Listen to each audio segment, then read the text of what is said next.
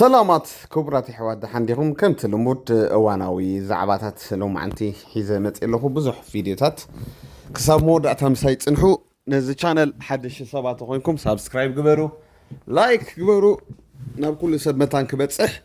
بزح كتكسويهم بزعبا مودات الزمن بزعبا منفساوي هيوت محبراوي هيوت حفشاو نتقم حيزه مصيلخو أبتا قدامي فيديو حيزي متى إلى لغوس كان زي فلاس نسمعيو زي كون نجار الزارب على مه ملسقوه. بجيك أرتروكس واحدو حجون كل مسكر أبوتاتنا ذهبنا درت كالي أمنت نفولت أنا جريلن أمنتنا ببا جبر مدهن أبونا دبر بيزن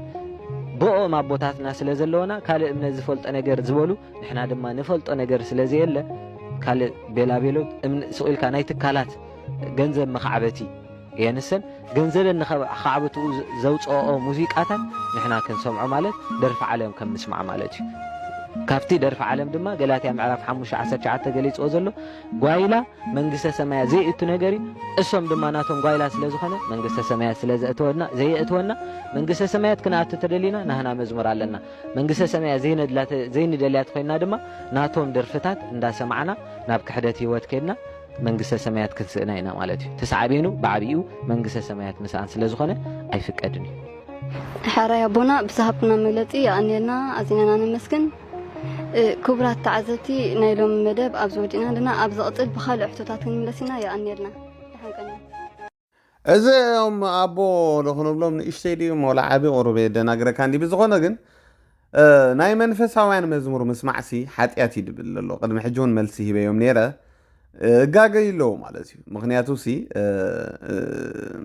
ንሕና ንክርስቶስ ኢና ንዝምር እምበር ደርፊ ኮና እንደርፍ ዘለና ነው ሕጂ ብጣዕሚ ይገርመካ ብጀካ ናትና እምነት ካልእ ቢዝነስ ይብሉ ኣለዉ ብድፍረት ማለት እዩ ከምኡስ ኣይባሃልን እዩ ንሕና ሕጂ ሲ እቲ ናትና እምነት ትኽክል ኦርቶዶክሳውያን ግን ከምዝን ይኹም ኢልና ተፀሪፍናኩም እንታይ ይስምዓኩም ፅቡቕ ኣይኮነን እንዳተኸባበርና ነቲ ጌጋ ነቲ ፅቡቅ ተበና ሽግር ዘሎ ኣይኮነን ኣብ ኩሉ ቤተ እምነት ጽቡቕ ነገር ኣሎ ሕማቕ ነገር ካሎ ኦርቶዶክሳውያን ኣሕዋተይ ሕጂ ንኣምላኽ ምምስጋን ብፍላይ ሲ ኣነ ናብነት ሕጂ ናይ ኦርቶዶክስ መዝሙር ንክርስቶስ ዝተዘመረ ናይ በዓል በረኸቱ ገለ ሕጂ ኣነ ይሰምዖ እየ ንክርስቶስ ጥራይ ዝተዘመረ ንምንታይ እንድሕር ኢልካ ንበቃ ንኣምላኽ እዩ ተዘሚሩ ተረዲኻኒ ንስኻትኩም ካ ከምኡ ዓይነት ምርዳእ ክህልወኩም ኣለዎ እምበር ናይ ጴንጠ መዝሙር ደርፊ እዩ ርኩስ እዩ ገለመለ መን እዩ ሚዛን ለካዕቲ ገይርኩም ብጣዕሚ ይድገርመካ መንግስተ ሰማይ ክትኣቱ ትኾንኩም ናይ ኦርቶዶክስ መዝሙር ስምዑ ብላሎ ብጣዕሚ ይድገርመካ ምሻሎ ኣሕዋትና ብጌጋ ምርዳእ ይጠፍኡ ኣለዉ ስለዚ ዓገብ ኣይትጋገይ ይኹን ብለኩም ደሊ ናብ ካልእቲ ቪድዮ ክንከይድና ሎሚ ኣብ ሶሻል ሚድያ ተዘራርብ ደላ ቪድዮ ናይ እዚኦም ክልተ ፍቑራት ኣለዉ እቲ ሓውናስ ብስንክልና ተጎዲኡ ኣሎ ንሳ ከዓ ትሕግዞ ተሓፍቲ እቲ ቪድዮ ምስ ረኣኾስ ብጣዕሚ ተገሪመ እዞም ቤተሰባ እንታይ ዓይነት ጥዑያት እዮም ንሳ እውን እንታይ ጥዒት እያ ብጣዕሚ ይድገርመካ እስከተን ቪድዮ ርኢና ንመለስ ድዛረበለኒ ኣይ ውድሆታት እያ ትሕልፍ ንዓኸ ኣሊመለይ ንምባል ነቲ ፍቕርኩም ንምክንኻን ንቓል ኪዳንኩም ንምዕቃብ ሕጂ መርዓውቲ ኢኹም ዘለኹም ብኣኻ ዝረአየካ ሲኑ ትኽፍሎ መስዋእት እንታይ ኣይ ናይ ሲኑራ ከመይ ለገፅ ብዓብዩ ሕጂ ኣምላኽ ይመስገን ቁርብ ይሕግዛ ኢለ ይሓስብ برجس برجع عطي فيلم استرالنا له بقى كل بعلا عربية مدفعدي بعلا كاب عربية أنا بعرف سجر بعلا شاك خيطكم بعلا كحسب قراري بقى أتزحت أول تسجرني ساخذ نبر تسيل كتر إياه سبي بعد بيتكي أبو لك خيو زخون زول شو مالتي بدرو نتيوسي كم زي كبيت صور حسكي أخذ زمرية زلخي كم يخيل كيوا من الوقت تعذبت ولا حتى خيمهم زل زي مو زي أخذ مسمع سيم حتى ده حق زربا خم نخلص أنا يخبرني نبران ولا ون لا كبدي له قلت أنا حس كبدي نبران ناي نورمال نجار تايم كنا نراقب تاب كنا نراقب زجبر نجار فوكس نجاره تحف مبالة تزارلت نجاره مالتي تاشنت مخاولة أجي كوز غير لنجار كاسو تمدفع تخونها بعمي حق زني أتي مجمرتها كم فقرات دي كونكوس كم حازوت فليت أي مالتي هو ده حرقن كم ذا أبتر تاريخ أتجمعي تقول قال نركا كم سما كم دخلتنا عزيو بقى تحتي كم سبسام أنا حسبينه بركنا زان بسي بقى ودي أنا سبسي كونكون قال زبل نيره كم دي لخو بقى تستحت بمنتهى ما قلت لك أبيني عن مورال نيره خلك أينو بركو متى كم قالت لني إيه بتيكس يزارون بركات مالتي شو بركات تتيكس مسمى بقى ورتاح حساب صراحة لنا مو أوعد كحد سبب لني متى لاس توتالي أوتياتني كابتن بركو أهم تعب بلاس أحد نجرا كفى بلاتني من فلت ولا صباحسي بقال كنا زارع المخلي عندي كقول سيكلني بركات من هربات بعد بيتها تباهي له يكون بر مجلس يقول كل نقول مالتي أبي 3 عامات أنا زقنت قال السيد كم ناتي حدا ريستمني إلا مالتي خالي مليل مبال نتفقرهم نمكن خان نقال كيدانكم لما عقاب حجو مرعوتيكم زلهم بس بأخذ الرأيك سينو تقفلو مسوات انتي ماشي نرامو ميلكت بعبيو حجة أملاخي مسكن قربي يحق زي ليه يحسب درجس درجة عطي فلا استلال لنا له بقى كل بعلا عربية مدفعي بعلا كاب عربية أنا بعرف تسجل بعلا شاك خيطكم بعلا كحسب قراري بقى تزحت أول تسجلني سخز نبر تسيل كتريو أتي مجمرتها كم فقرات دي كونكوس كم حازوت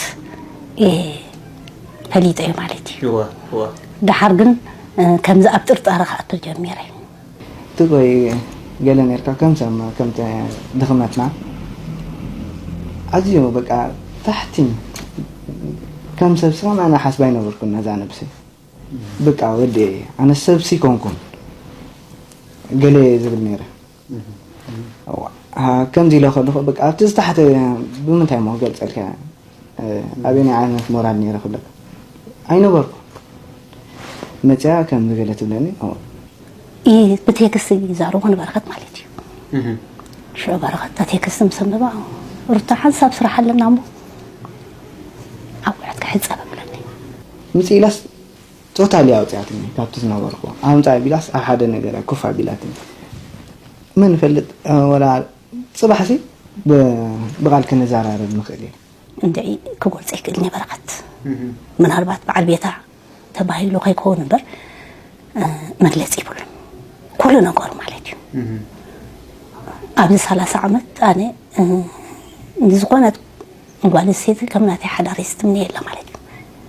أنسي بتعمي بك قري من ذا فيديو مسراخو سنتي عنت لوه قالي انتي عنت ملأخ فطرتي ويلا بك عدلني يزود بتعمي قري مني سدرا بيتو خالق له كله بك ريخم لهم ابز زمن طقمي مشالو يا حواتنا تاريخ يعني مبزحت انسي ماكينه دلو هافتام غلا ينزدل يانو ازي اجن رايما والحد تسفا زيلس وي انتي عنت لبي دلوا زي اري خلخه مصحف قدس انتي يبلا تالبام سبيتي يبلا كاب እግዚአብሔር ይልዋ በቃ ከምዚአን ሰበይቲ ትረክብ በቃ ተዓዲልካ ትነብር ማለት እዩ ዘመን ካሙሉ ዕልል ክትብል ትነብር ማለት እዩና ያ በቃ ሪኢኻ ኣለኻ እቲ ሓዳርሲ ናይ እግዚአብሔር ነገር እንዲ ግን ዕድል ኣለዎ ክብል ከለኹሲ እዚ ሕጂ ዝሓውናሲ ነዚ ሓፍትና ባዕሉ ደልዩ ሰርች ገይሩ ገለ ይኮነ እንተላሊዋ ባዕላ መጽያቶ ኣብ ስንክልና ከሎ ባዕላ መጽያቶ ባዕላ መጽያ ከዕልለካ ደሊ خلالካ ደሊ እላቶ ተረዲኻ ኣምላኽ ድልእኸን ሰባት ኣለዋ ማለት እዩ ከምዚአን ማለት እዩ ሕጂሲ ሓዳርሲ በቃ ቻንሲ ማለት እዩ ንገለገለ ሰብ ርጉማት ይበጽሖም ንገለኻ ከምዚአን መላእኽ ይበጽሓኻ ማለት እዩ ሕጂሲ ዕድልኩም ጽቡቕ ይግበረልኩም ኣምላኽ ናይ ብሓቂ ምሻለው ብጣዕሚ ዝገርም በቃ ነዚ ቪድዮ ምስራእኹሲ ወንቲ ዓነት ኣምላኽ ዳዋ ሕሰቦሞ دخيمة خيبلت شنتو كسك تقبر قالك لا حجي مرة يدقر مكا بقى نبزنا بتنكتبل بجاهم بستغالنا أنا زي حفتنا حق زا خلو جزي أملاح كم زي عندك نسيو يبزحلنا بونت بتعمل يدقر مكا قال أنا بتعمل ديسمبركو دد حرتي فيديو حجي كريكم يحنتس نزيئات تصرفها مالتي قال نساون رايو سمعوها مو نزارة ولاني كم سريع زلخن أقالسن كل سلسلة مرعوت كينج كوين قل ملا نقستي بلو الله يسي نتا صوت صعيت قال نفسها تسأل قال وصعت قال قحفنا يسب أي تقبيلات خيد نفس خفت أشياء تازع عشوت قالي خمالتي أنا زياء لبام تبل زياتهم كيبلوني قرفهم لبام قال خبلوني نتا قحاف كتكون خلقت رحي لبام واو قال زبلك حجي قحافات نخد كونا بعد خدكن بروجرامد بروجرامد عندكم كاين بهايمانوت جن نسخاتكن كن كاوصع امركن اسرحو انتي زبحال زلو انتي ناي ولاد كباريها دقي علمي قستو علمي سباي علمي علم كي يطفاك كمبر سبايكي علم كخونا يكلني يا كم زين كالوا سيطان دفسو ولا ندينا خنبلن ولا انتي بتعمل يدقرمك بقى انا يدق نسي ነገር مره يدقرمك يفلال يعني ريخا لها قال نقال فلال يعني كنبل كلنا سقيلنا يكوننا بقى كلن حدا ايكونن بዛ አጋጣሚ ደቅ ተባዕትዮ በዋልድ ገለ እንድሕርተ በዲልኩም አይተሰንብዱ ሓራይዶ ካለ ዕድል ካሎ ከምዚ ክልተ ረይ ዘን ሕጂ አዋልደን ደባህላ ክልተን ተሓንቲ አምላኽ ደላአኻ ተሕቲ ሰብ ተኽብር በቃ ዋጋ ተኸፍል ህይወት አዳሃበት أبزخان هلاتكم عنجلو دينا خنبلا وانتايا نفسها تفتو انتاي تبلا لا سمعكم معهم قو حافته دفاعك خمي غير كان تقلد قلم نهي وات انتاي حيزات الازياء وانا خمز عينتنا يبدع قال قلد زارو مرة يوم دفرحنا زي حجسي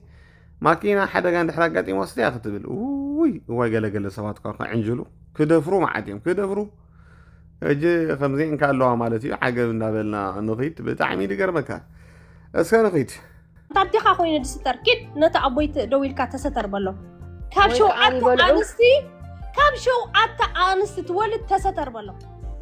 نتود قحبا ود شرمط أبوي كيدكا تستر بلو تاخوين خستر أنا تاخوين خستر ناس قحبا شرمط أبوي أواريده كستر أنا زمعوني إسراء في إزم لك أزلوه كلت عسرته لعلي إسراء قلعتها لوه واي انا زري كوردناتي غيرو من بري بصحلو توت اتا ود شرمط برهان مسقل وتود قحبا قتلك يابتا ايرترا ميت كي خدا ود 7 عامت قال بوشتكو مايتي يحللوكو مايتي تفلتي خمش اقال يزول لمبر قبلك يا متي يا مشوني تسقرط سبسينا 4 نمت ابوي كونن ابوها مالت زعبيه كاي أبوها نعي أبوي كبلت خوينك عبين له وليد نبر عبين أي عبين نعي فازري أدي عبيتني أدي عباي خبز قرمكي ولا حجي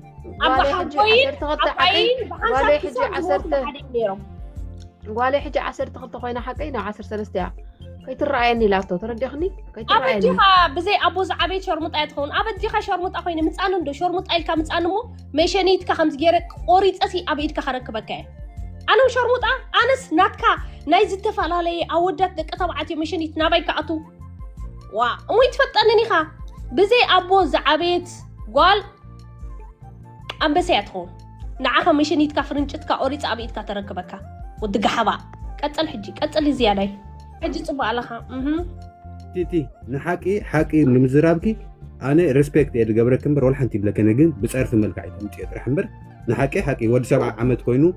ካብ ሸውዓተ ንስቲ ከንዲ ዝቆልዑት ወሊዱ ሓላፍነት ዘይብሉ ደቁ ክተዕቢሉ ይጽበ ምህላው ጌጋ እዩ ጽቡቕ ይተዛሪክ ወላ ሓንቲ ኣነ ህዋራ ዘይል ክብዚ ኣቦ ኸዩ ከምዚ ትበል ገለ ክብለኪ ንጌጋ ምባል ኣብ ሰዓቱ ኣነ ወላ ሓንቲ ሽግር የብለይ ግን ተደይ ትጸረፍ ዲዋታ ወዲ ክትግልግድፍ ኣቢልኪ ክሳዕ ማዕሲና ክንድንቁር ኣነ ይኸይዳለኹ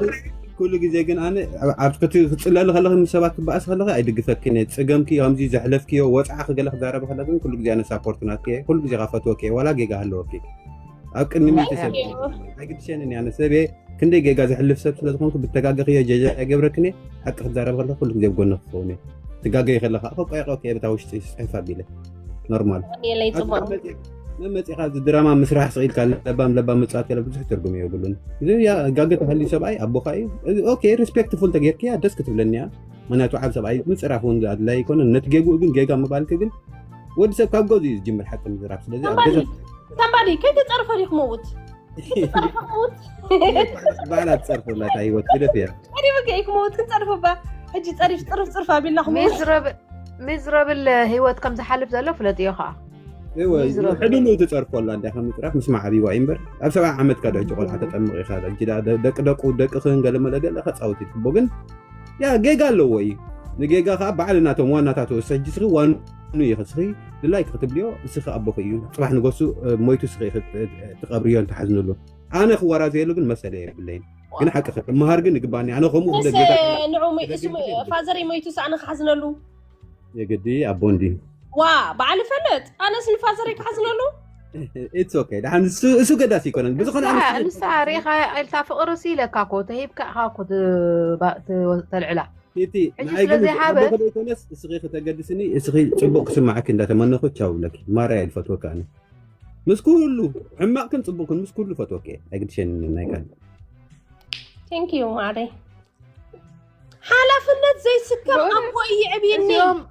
ምውላድ ምክንኻን ኣይፈልጥን እዩ ምውላድ ጥራሕ ዝፈልጥ ውላድ ከመይ ጌርካ ትካናኸን ኣይፈልጥን እዩ እንድሕር ምክንኻን ዝፈልጥ ተዝነበር ካብ 6-7 ኣንስቲ ክወልድ ኢልኩም ተሓስቡ በቃ ክቡር ኮ እዩ ኣብቲ ዓድና ቲተ ሽኮር ወደል በቃ ዋዲላ ገለመለ ከምኡ ይሳጉእ ዘለዎ ብርሃነ መስቀል ገለመለ ተይልካ ክቡር ይሱ ከመይ እስከ ሕሳቡ ቁርብ ራስ ለኩም ደኑ ምሃኑ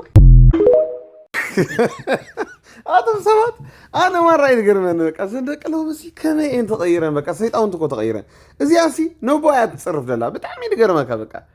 አቦሲ አቦይ ነው ወላ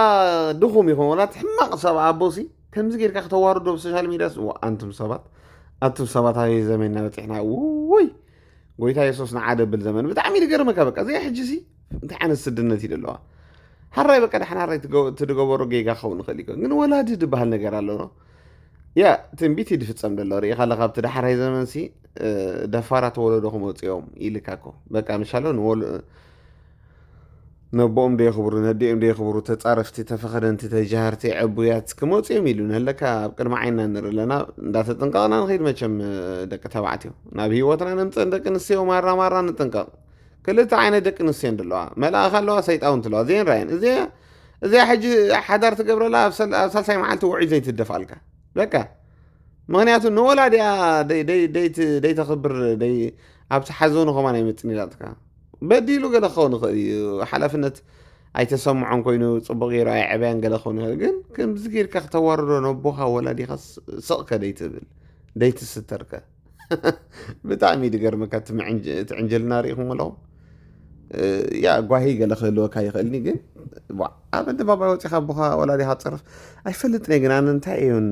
ዝኾና ደልዋ ዘን ደቂ ኣንስትዮ ናይ ዘመን ዝንዲዕ በቃ ገለ ዓይነት ሰይጣን ወሪድዎ እንደሎ እዋይ ክጭክናን ክዕንጅላን በቃ ባባ እግዚአብሔር ግን ሓየን ንኸይድ በሉ ማግባት አልፈልግም እኔ እንደው ሌላ አይነት ነገር መልአክ ነገር ካላጋጠመችኝ በስተቀርና ይሄን ሐሳቤን ካላስቀየረ እኔ ከባድ አናርገውበት ምሽኔ ጨርሻ 10 ዓመት በትዳር ኖር ያለው በጩጪነቴ በደንብ በቃ አይቻለሁ ተስፋ ካለው ነው ያልኩ ያለውት እንጂ አገሬው አለኩ አሁን ማለት አሁን እውነት ለመናገር ደና ነው ካራሶሪያችንም ደና ነው ዲያስፖራ ነን ምን አጣጣም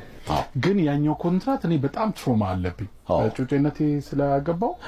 በበቂ ከፍያለሁ ለትዳር በቂ መስዋዕትነት ከፍያለሁ እና አሁን ካሁን በኋላ ነው የለኝም ጫንቃ ያንን መሸከምበት ግን አብይ አሁን ለምሳሌ ቃሉ ራሱ ከእምነት አንፃር በቃ ጋ ብቻ አይደለ ተዛቶ ብቻ ከተሳካ ማለት ነው ከዛ በኋላ ጸንቶ በፍቅር አብሮ መኖር ኖርኩ በቃ ዴች በጣም የኔ በልጅነት ዴች ማለት የእናንተ 50 ነው የሚሆነው በጣም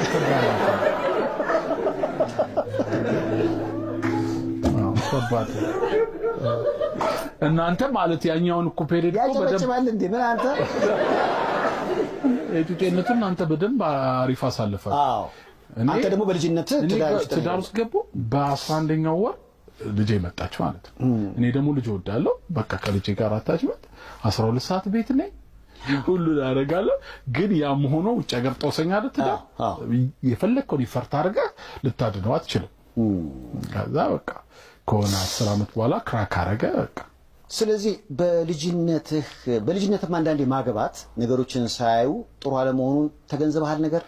በልጅ በኩል ደስተኛ ነኝ። ልጅ በልጅነት መውለዴ እኔ በመሃሉ በውስጥ ሰፈር ባላረግ ኖሮ ጥሩ ነበር። ኣነ እዛ ቪድዮ ክሪኣ ከለኹ ኩሉ ግዜ ሲ ብጣዕሚ እየ ዝስሕቕ። ማዕረ ክንደይ ማለት ተማርሮ ነይራ ማለት እያ ሰበይቲ ገለ ድብል ማለት ሲ ሪኢኹም ኣለኹም ዋላ ኣብቲ ገፁ ሲ እንታይ ድንበብ ኖ ይድብለካ ሕጂ ኣተን ኣሕዋትና ብፍላይ ዘን ሰውትክን ተማርራ ሲ እንታይ ኢዳ ዓብሰልክን ሓዳር ከም ዝፀልእ ኮይኑ ሪኢኹም ሕጂ ብዙሕ ወዲ ተባዕታይ ብፍላይ እንድሕር ተፋቲሑ ስምባደ ይኣትወ በቃ። ምክንያቱ ሓዳር ካልኣይ ሻዕ ክገብር ገለገለ ይፈርሕ። ብፍላይ ሰላማዊ ሂወት ዘይነበሮ ሓዳር ዝነብር ተነይሩ ካልኣይ ሻዕ ክኣቱ ገለ ይፈርሕ እዩ። ምክንያቱ እዚ ወዲ ሕጂ ዝርኢ ኣለካ ተሰናቢዱ በቃ 10 ዓመት ኣነ ዋጋ ከፊለ ሕጂ ኣየድልየንን ኢሉ ማለት እዩ። ርዱእ ነገር እዩ በቃ። ኣብ ሓዳር ሲ ሰበይቱ ተማርሮ ነይራ እያ ማለት እዩ እምበር ከምዚ ኢሉ ክሳይ ክዛረብ ኣይክእልኒ። ሓቂ ዘረባ ክልተ ሰብ ከይሰምዓካ ይትፍረድ እንዲ እሱ እውን እንታይ ይገብር ነይሩ ንፈልጦ ነገር የለን። ግን ካብቲ ዘረብኡ ተበጊስካ ግን ከምዚ ድተማረረ እዩ ዝመስል። ያ ከቢድ እዩ ማለት እንታይ መሲልክን ሄዋናት ወዲ ሰላም ይደሊ ብናይ ብሓቂ ንብለክን ኣለኹም ሰላም ብጣዕሚ ኢና ንደሊ ተፈጥሮና ኢኹም ከምዚ ኣቲኻ ወፂኻ ነገር ተኣጉድ ጓል ገለገለ ብጣዕሚ ዝኾነ ወዲ ሕተት እዩ ወላ መልክዐኛ ደይትኾኒ ክነብር ኣይክእልኒ ምሳኺ ኣቲኻ ወፂኻ ነገር ምትንኳል ምትህልላኽ ገለ ተበዚሑ ከቢድ እዩ ወዲ ክነብር ኣይክእልኒ። እጂ እንታይ እቲ ኣምላኽ ክፈጥረና ከሎ ሰላም ናፅነት ንፈቱ ገይሩ ይፈጢርና። ከምኡ ዝኾነ ወዲ ተባዕታይ ሰላም ይደሊ እዩ እንጂ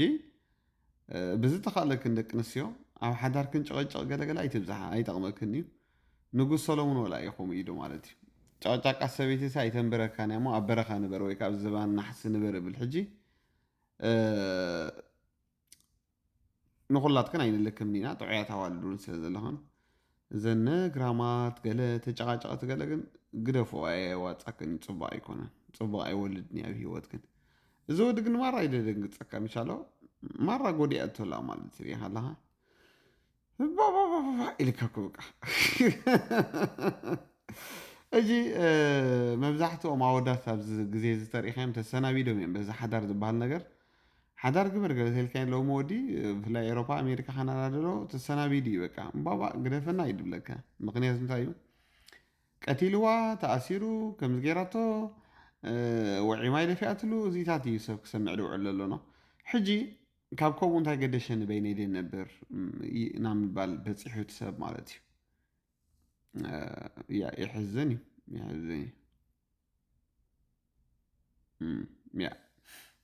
ግን ብሓፈሻ ክትሪኦ ኣለካ ወዲ ተባዕታይ የማርር ኣሎ ይገርም እዩ። እዚኣ ቪድዮ ምስ ረኣኻስ ማዕረ ክንደይ ተማርሮ ነይራ ማለት እዩ ገለገለ ኢለ ማለት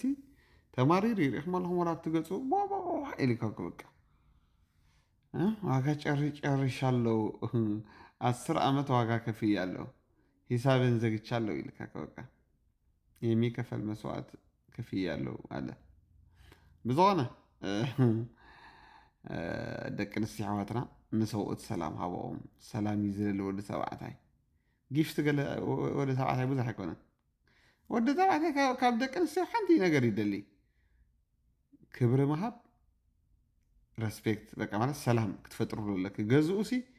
ኣብ ደገ ገለ መለ ኮለል ውዕሉ ደኺሙ ገለ ውዕሉ ገዝኡ ክዓርፍ ይደሊ ኣብ ደገ ደኣኽሎ ገለ ደኺሙ መፂ ኣብ ገዛኻ ትጨቃጨቀዮ ትኾንኪ ገዛ ሲኦል ገሃንብ ተጌርካ ካብዚኣ ሰብ ዚኣ ከርሓቃልን ጥራይ ድብል እንጂ እዚኣ ደጋጊመ እየ ድመክረክን ገዛኽን ሰላም ፈጠርኦ ሕቶታት ይደለክን ዘይዓረፈልክን ነገር ይደለክን ኣብ ሰብኣይ ምስ ተረጋግአ ቀስ ኢልኪ ኣይትዛረቡ ከይበላክን ቀስ ኢልክ ግን ቡን ጌርክ ዲኺ ገለገለገለ ጌርክ ማለት እዩ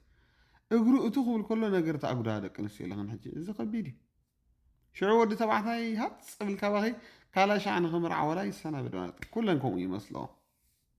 بذا قطعمي بحنتو قالت السنابيدكم متفرحوا قال اي تفرحوا كلن حنتي كونان كوم يكونان اي تعشو يا انتاي مسيلكم اب حدار كل زي تشانسي بحنت تقودي اخاويكا كوم خاغوان سيت بحد ود تقودي اخ مالسي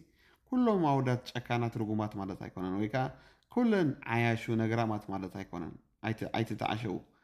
كم تشمنان قطنان بحرينان يفلالي دك تبعتي ودك انسي خلاتانا ناتنا بحر الحجي داي اي تماررو زي اخو بلوكم دلي بيس ابزخا رايو زود بتعمي دمار دلو وريكم يا زمان بجاكم كبيدي بتعمي دقرم زندق انسياسي سبوت دمار راغلغلس يا با لبي حبن املاح بجاكم عودات كو تحاسيم قبل زمن زي بابا كبير كوينو بزخنا حنت خلق يكم ايه اماني بمسباي معركم ايكونك مسماي معركه تكون اي تخلني ني بحقي لمداي مسيلكي بحيل معركه تكون براسي معركه تكون تخلي قال بريزيدنت كتكون تخيل مهناتو عم مصحف قدس نغاو سوالد الله لمنتاي بريزيدنت كتكون تخيلي ني حدا سراح سيو كتكون تخيلي كتمهار تخيلي تبع عالم دول درجس بريزيدنت حانت هاجر مخاني مش تزبط ويلي اي دونت نو نحانت هاجر بريزيدنت نختكوني تخيلي خي ازي املاح اي قاومكني مهناتو عم مصحف قدس نغاوس انس اوالد الله مش نغاوس مالت يم حدر كتم حدر تخيلي خي نغست تكون تخيلي خي بريزيدنت تكون تخيلي خي سيو تكون بزح نجر تكون تخيلي خي اغزخي نسب اي قد معرسب اي تكون اي تخيلي ازي نعلم اي تقمن نعنا اي تقمن نزنال اي تقمن انت خويني انا سب اي كله بعلي حخوت انت قدشني تاخدشني بعلي ببرد كان انت قدشني وا تصوريش كمان بعلي تصوركش كمان بال كلتي انا ديش كمان كلتي انا لينا وليدنا تاقدشني انا بتصحين قول نو ازي حسوتي اذا حجي زل بفلع ابني حبشه التحساسبه حبشه تقلال لازم التحساسبه ابتناتنا التحساسبه زي حبشه التحساسبه زي فيمينيزم زبال سكامي ناي بحقي سكامي بدي قبره خندلو سكامي بدي قبره خندلو بين خنا ترفخنا الله بينهم تتعرفوا لكم بزي حدار بزي قال مسلكمي كم زيكم كم زغ قبرت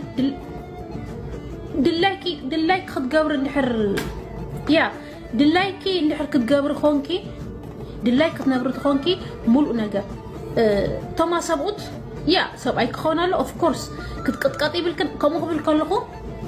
كتقطقطي بالكن كتكبر لكي كم سبي تخترعي لكي نجدني السو خمسه بيت خري كله كم سبي تخالك السو خمسه اي كتريو لك مات جن اذا عند التحساسبا جن ناي بحقي بدعمي صبوي حجي كم ما تغللتا قدم فيمينيزم التحساسبات تدقفيو 100 يدقفو 100 يدقفو اذا حجي زلو فيمينيزم تتقابل ملو قاوم هاتو انا قالي ما انت قال ما انت دقي يطبق ما انت ودي اودات وليدي ما انت اودات ما انت اودات دقي يقاوم ما انت تقال قاليكا يقاوم نخلت وصع يقاوم كم زين كالله حج لبامات كم زين مسرعها تتصنعنع بقله تخوري بقله خات حقوس مالتي حج زياريهم لهم سب اي كبر وهابلو راسنا يغزايو فيمينست ነው ገለ ደባል የለ እንት ብለከናላ ያ ነዚህን ስምዓን ማለትي كم زين كالله ማለትي እግዚአብሔር ይባርክቲ በረክት ሐፍሴ እንደዛ ሲጽፉ ነበር እኔና አባንድ ነኝ ይያል ነው እኔና አባንድ ነው የሚለው በዲቫይን ኢሰንስስ በአምላካዊ ባህሪያት ማለት አንዳንድ ቆንጆ እንግሊዝኛዎች እንደውም ያንን አብራርተው ነው የጻፉት በዲቫይን ኢሰንስ እኔና አባንድ ነን ምንድነው ዲቫይን ኢሰንስ ወይንም አምላካዊ ባህሪያት የመለኮት ባህሪያት ምንድናቸው የመለኮት ባህሪያት ማለት አምላክ ብቻ ገንዘቡ የሆነ መላእክት የሌላቸው የሰው ልጅ የሌለው ፍጥረት የሚባል ነገር የሌለው አምላክ ብቻ ያለው የአምላክ የራሱ የሆኑ መገለጫ ባህሪያቶች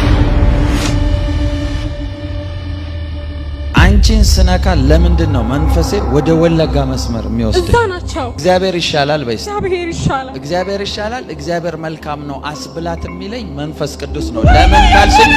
ዋጋሪና ዋቆያ የአባትሽና የአያትሽ ስም ማን ነው? ቤት ውስጥ ታሞ ያለ ሰው አስተማሪ የነበረ ሰው አባትሽ አስተማሪ ታያ ታኩስ ታፕራዲያሱ እኔ ከዛሬ ውጭ አቅሻለሁ። ዩቲዩብ ገባው ያንተን ፎቶ አየው ሐሙስ ምናምን ሴት አቱ 3 ሰዓት ነው የሚለው አይ ዶንት ኬር ለኔ አይደል እንዴ ተቀባው እላችኋለሁ ብዬ ነው የመጣሁት። ምን አልሽ? ለኔ አይደል እንዴ ተቀባው ብዬ ላንቺ ነው የተቀባሁት። ካስ ሳታካ ተፋራደ አንቺም እንደምትሰሪው ፊልም ነው የምሰራው። የሰበኩት ስብከትም አንቺን ይመለክ። ይሄን ማን ያደረገልሽ? ምን ያደርግልሻል ብሎ ነው ያደረገልሽ? ኮከብሽን አስቀይረው ምናምን ላይክ ይሄ እድልሽን ወስደውታል ሶ ልመልስልሽ ምናምን ብሎኝ ነው ያደረገው። መንፈስ ቅዱስ ግን የሚናገረኝ ከዚህ ጋር ተያይዞ ያበደች ልጅ ያሳየኛል። በዚህ ቄስ ምክንያት ላሲር ሰኔ 12 ነው ይሄ ነቀስሽ። ሰኔ 12 በአመቱ ደግሞ እግዚአብሔር ሊሰብርልሽ እዚህ ጋር መጣ። ላካብራናሞን ተከታታይ ሸከተ ፓራዲያሱ ብራቶ ኮቶሽ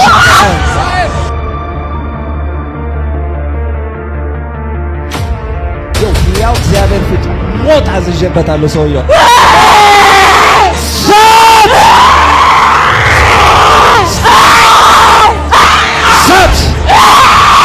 እትሏን በል መንፈሷን በል ለቅቄ በል ላልመለስ በል ሶስት ጊዜ ጮኸ ለቃት 1 2 3 ባይ አንድ የመጨረሻ ዝገርም ኮይና እዞም ደብተራ ስራሕ ሪኢኹም ዶ ኣብ ኢዳ እንታይ ወቂጥዋ ናይ ኢሉምናት ምልክት ዘለዎ ገይርላ ማለት እዩ እዚኣቶም እዮም ሕጂ ሰንበት ቅዳሴ የቀድሱ ምሸት ከዓ ክደግሙ ይውዕሉ ማለት እዩ ንኩሎም ኣቕሽሽቲ ኣይንልክም ኢና ግን ኣብ ኦርቶዶክስ ዘለው ደብተራታት ከራእይዎም እዞም ነቢያት ጥራሕ ትቃወሙ ሰባት ከዓ ልቢ ግበሩ ማለት ኣብ ኦርቶዶክስ ዘሎ ከዓ ተቃወሙ ማለት እዩ ዘረዲኹኒ ብሚዛናዊ ማዕረ ግበሩ ገለገለ ሰባት ሪኢኻ ኣለኻ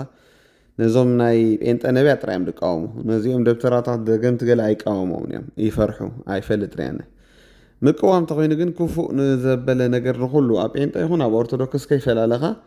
ክትቃወም ይግባእ ማለት እዩ ከምዚ ኣነ ዝገብራ ዘለኹ ኣነ ኣብ ጴንጠ ዘሎ ሕማቕ ነገር ይቃወመ ወላ ኣብ ኦርቶዶክስ ዘሎ ሕማቕ ነገር ይቃወመ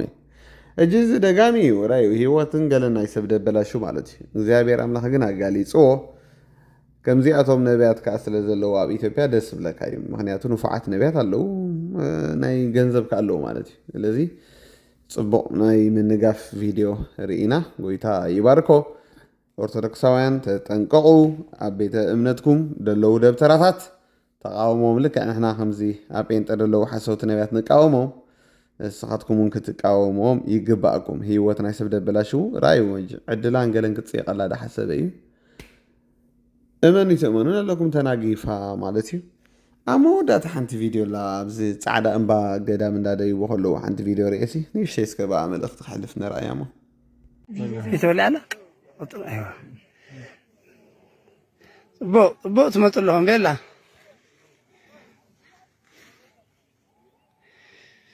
እዚ ንሪኦ ዘለና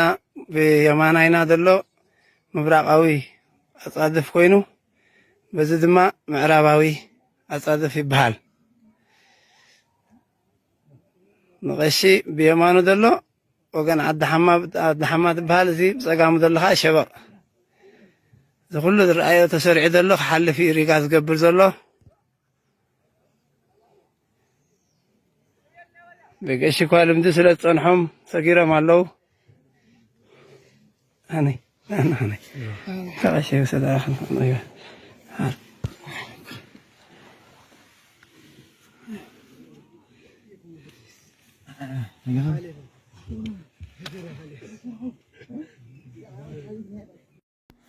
ሕጂ ራእይዎሞ እዚ ቪድዮ የሕዋተይ እጅስ ንፅድቂ ተባሂሉ እዩ ሕጂ በዚ ገደል ዝኸዱ ኣለዉ ካብ ዝተፀዲፍካስ መን ይክሕተተልካ ብጣዕሚ ድሕዝን ኣቱም ሰባት ክርስቶስ ነፃ ፅድቂ ይህብና እዩ ብነፃ ድሓኑ ኢልና እዩ እንታይ ኣለኩም ኢኹም ክንዲ ዝዋጋ ትኸፍሉ ንምድሓን ብጣዕሚ ደደንግፁ በቃ ኣነ ማርያም ደደንግፁኒ ኢየሱስ ክርስቶስ ስኻትኩም ከይትሳቀዩ ኣብ ፃዕሪ ከይትኣትዉ ኢሉ ኣድሒንና ብነፃ ማለት እዩ ቀሎ ስለመጣ ኣይቅለልባችሁ ኢሉ ፓስተር ዳዊት ሓቂ እዩ ንኽድሕን ኢልካስ ከምዚ ኣፃድፍ ብጣዕሚ ከዓ ድፍርሓካ ትገበሩ ኢኸ ኣለኻ ሓደ ይምስክር ነይሩ ሓደ ግዜ ብዛ ፃዕዳ እምባ ከይድሲ ብፍርሒ ጥራሕ ስራይ ተቐሊላ ኢልካ ከቢድ እዩ ራእይዎ ሞ ገደል ኮዩ እቲዚ ክርስቶስ ወዲ ኢልኩም ከሎ እንታይ ኣለኩም ኢኹም ከርተ ትብሉ ኣብ ገዛኻ ዓፂኻ ደይትፅልም ኣምላኽ እዚ ኮ ብናይ ክርስቶስ ምድሓን ደቃልል ስራሕ እዩ ክርስቶስ ዝኸፈልካዮ ዋጋ እኹል ኣይኮነን ኣነኻ ዋጋ ከፍለ ትብል ኣለኻ ማለት እዩ መፅሓፍ ቅዱስ ግን يا እምነት ካብ ምስማዕ አይብል ተረዲኹምኒ ስለዚ ፅድቂ ኣምላኽ ተገሊፅ እዩ ንስኻ ሌላን ጉሌላን የለን ይብለካ ማለት እዩ እቶም ብሕጊ ክትፀድቁስ ካብ ክርስቶስ ተፈሊኹም ተደርቢኹም ኢኹም ይብል ብሕጊ ክትፀድቁ ትደልዩ ካብ ክርስቶስ ተፈሊኹም ንሕና ግን ብፀጋ ኢና ንድሕን ይብል ሃዋርያ ጳውሎስ ማለት ስለዚ ምድሓን ብፀጋ ኣሕዋተይ ኣይትታለሉ ኣይትጥፍኡ ብቐልል ዝበለ ከረዳእኩም ማለት እዩ ምድሓን ብፀጋ ምዃኑ ሲ ኣብ ሬስቶራንት ክቡር ምግቢ በሊዕኻ ሓደ መፅኡ እንድሕር ከፍ ኢልልካ እንታይ ኢኻ ትብል ቴንኪዩ ኢኻ ትብል ወይ ከዓ ናይ ዓመት ሙሉእ ገዛ ክራይ ክዓፅወልካ እተይልካ ሓደ ሰብ ቴንኪዩ ኢኻ ትብል በቃ ኢየሱስ ከዓ ከምኡ እዩ ገይሩ ናትና ዕዳ ኣብ መስቀል ከፍ ኢልዎ እዩ ንዓይ እመኑኒ ክድሕኑ ኢልና እዩ ኣይትኽፈሉ ዋጋ ኣይትፃዕሩ ዘና ፈታ ኢልኩም ንበሩ እንዳመስገንኩምኒ ኢሉ ነጊርና እዩ ማለት እዩ ሕጂ ኣነ ዋጋ ክፍል የገለገለት እንትኾንካ ኢየሱስ ይግረም ጥራይ ወይ ወደይሲ ሕዝነካ ኩሉ ዋጋ ከፊለሉ ከልኮስ ይደክም ኣሎ መሊሲ ይድብለካ ስለዚ ምድሓን በቕልል ዝበለ ነጊረኩም ኣለኹ ኣብ ሬስቶራንት ሓደ ክቡር መግቢ ከፊልካ መፅእ ኢሉ ሓደ ሰብ እንድሕር ከፍ ኢልልካ ትኸፍሎ ነገር የብልካን ኦልሬዲ ተኸፊሉ እዩ